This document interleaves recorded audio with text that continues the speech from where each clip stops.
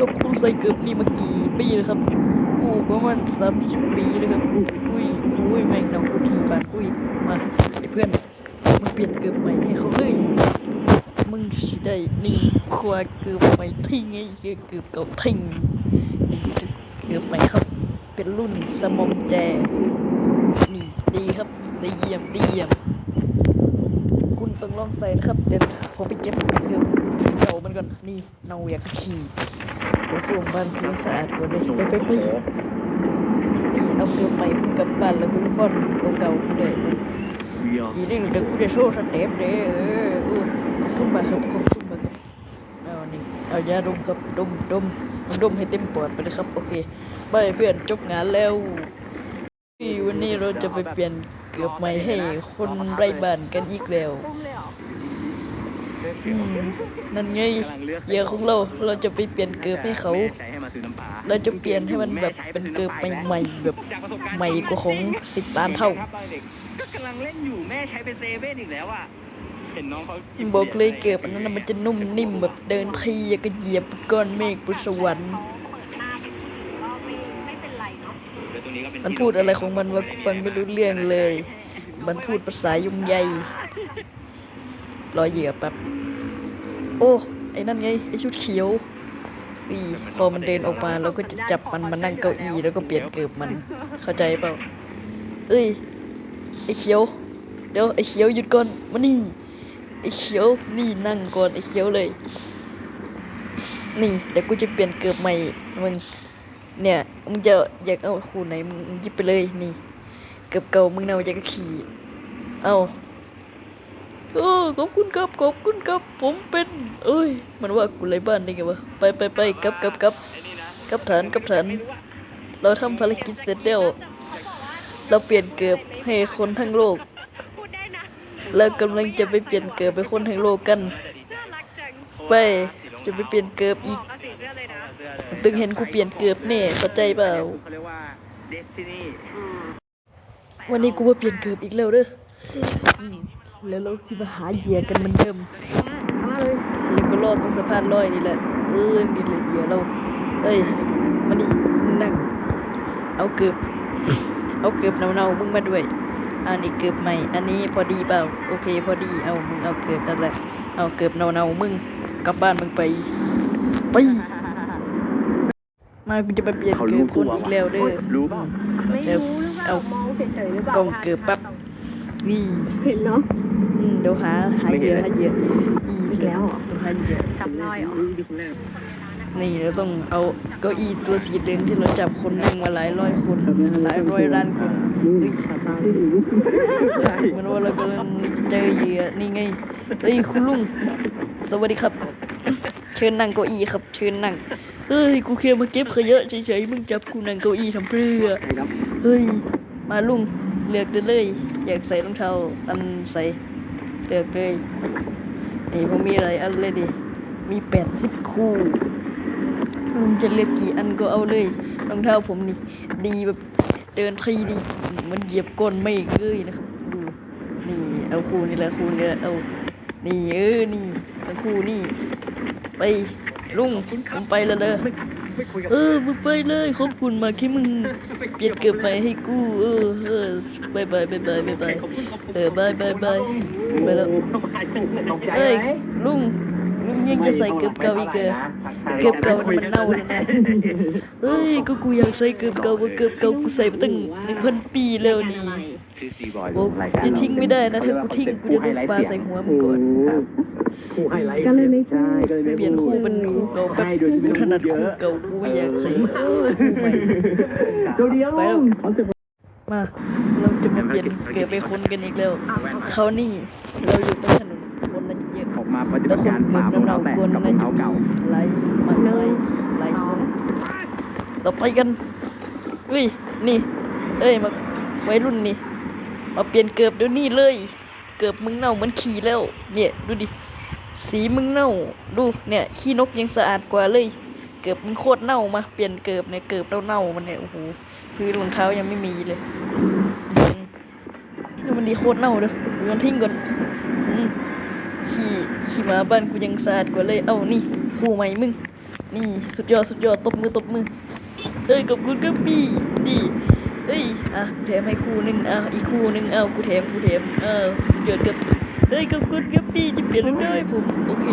ปฏิบัติการเสร็จแล้วแต่กูจะต้องไปเปลี่ยนเกิดให้คนทั่วโลกหลายล้านคน ใครหรือเปล่า ไปนี่จะไปเปลี่ยนเกิดอีกแล้ว คิดว่าถ้ามีผ้าใบ คราวนี้เราต้องไปหาเหยื่อที่มันหน้าตาฉลาดหน่อยเราไปดูคนหน้าตาฉลาดดีกว่า เอ้ยนั่นนะดูหน้าตาฉลาดไอ้นี่แหละเอาไอ้นี่แหละหน้าตาฉลาดสุดแล้วเอ้ยขโมยเกือบเฮ้ยเป็นใครเป็นขโมยเก็บกูเอ้ามึงอยากได้เก็บคู่ไหนมึงเลือกเอาเลยเอ้ามึงเลือกมีหลายรุ่นหลายสไตล์หลายสีเอ้านี่นะเอ้ามึงเลือกให้ถ้ามึงไม่เลือกสักทีเอามึงใส่ไปไปไปเอาเก็บเน่าๆมึงเก็บไปทิ้งบ้านด้วยไ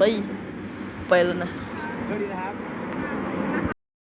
เราจะมาเปลี่ยนเก็บคนกัน เราคือ ไป ล่ารองเท้าแตะ เดี๋ยวเราต้องหาก่อนหาเหยื่อ เดี๋ยวผม เฮ้ย จะเปิดทางนี้กล้องเข้าไป นั่น เราต้องไปหาแถวนั้น แถวนั้นมันมีคนเก็บเน่าๆเยอะ ชาร์จแล้วก็ คนเก็บเน่าเนี่ยมันคือเป้าหมายของเรา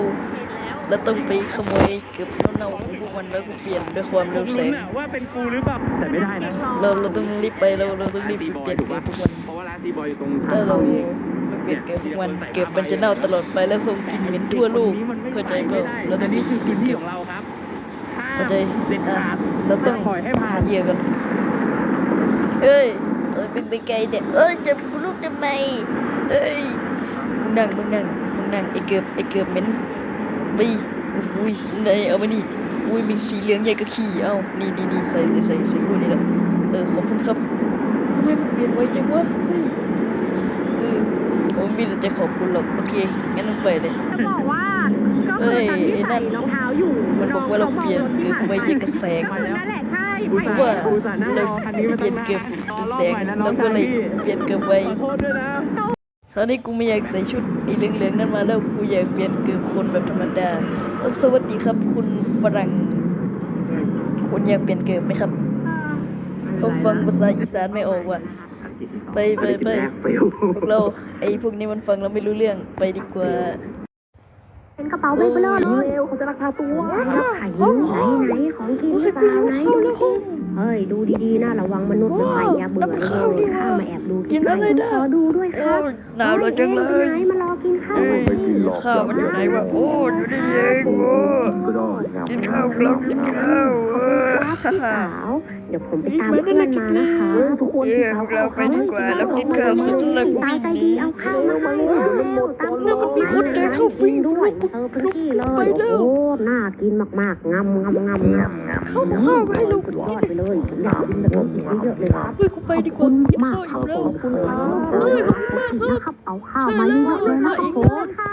จะได้กินข้าวจะตัวกูอ้วนกลายเป็นถังแก๊สเลยเย่เอ้ยมึงเป็นใครเนี่ยมาจับกูทำเพื่อเดี๋ยวลุงใจเย็นก่อนเนี่ยเกือบลุงเน่าจะกระขี้ถ้าเกิดลุงไม่เปลี่ยนเกือบเนี่ยมันจะส่งกลิ่นเหม็นไปทั่วโลกนะผมก็เลยต้องเปลี่ยนเกือบให้ทุกคนบนโลกเอ้าเกือบเน่าๆของลุงอ่ะมันต้องถูกแทนที่เอ้านี่เดี๋ยวผมเปลี่ยนให้อย่าเปลี่ยนให้กูเกือบนี่เนี่ยมันเกือบที่กูใส่มาตั้ง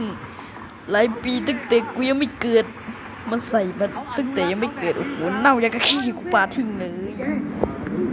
โอ้ยอย่าโทษทั้งเท่ากูเฮ้ยใส่คู่เก่าเอาลุงเอาคู่นั่นแหละคู่นี่แหละดีเร็วดีนี่แหละเอาเกือบเก่าๆลุงเก็บไว้ด้วยกูไม่ใส่คู่นี่หรอกกูจะใส่คู่เดิมเกือบมันก็เน่าเหมือนกันนะเนี่ยไอ้ปีเตอร์เปลี่ยนเกือบไปโยนทิ้งโยนทิ้งเอามึงนั่งไอ้ปีเตอร์แล้วก็วัดขนาดเท้ามันแล้วก็เอานี่เอาไปใส่นี่สีฟ้าเหมือนกับเสื้อเอ็ดมึงเลยนี่สุดยอดปุ๊บแปะเลยผมสิแบบเปลี่ยนเกิดให้คุณมักฮิปโปตัวใหญ่ๆคุณนั่งก่อนนะครับนี่นี่ใส่เกิดไม่ใช่ใส่ทุกเจ้านี่จะได้ใส่นี่เอาไปดินี่โอ้โหรองเท้าไซส์ใหญ่นี่ยังใส่ไม่เข้าเลยเฮ้ยพวกตัวใหญ่แล้ว ต่อยปิวไปเอาเดาคันนะโอ้ยใจเย็นเอาเกือบใหม่กูจะเปลี่ยนบ้านด้วยไปกลับบ้านไปแล้วเด้อเฮ้ยช่วยก่อนครับนี่ก่อนคุณจะเข้าโรงเรียนเนี่ยคุณต้องเปลี่ยนเกือบก่อนนะเนี่ยมันเน่าเกินไปนี่เดี๋ยวดูผมจะเปลี่ยนอันใหม่ให้ดูมันจะพอเปิดมันจะเป็นแสงสว่างวิบวับวิบวับวิ่งวงวิ่งวงแหวงวงแหวงวงแหวงวงวิ่งวิ่งวงแหวง